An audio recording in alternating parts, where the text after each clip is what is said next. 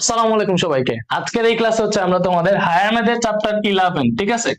Higher ম্যাথের chapter 11 স্থানাঙ্ক জ্যামিতিটা পড়বো, এবং তোমরা জানো এই স্থানাঙ্ক জ্যামিতি বিশেষ করে হায়ার ম্যাথের জ্যামিতি পার্টের জন্য অনেক বেশি ইম্পর্টেন্ট। তোমাদের জ্যামিতি পার্ট থেকে যে তিনটা কোয়েশ্চেন আসবে ওইখান থেকে, এই চ্যাপ্টার 11 থেকে মাস্ট একটা সিকিউ তোমার থাকবেই, ঠিক আছে?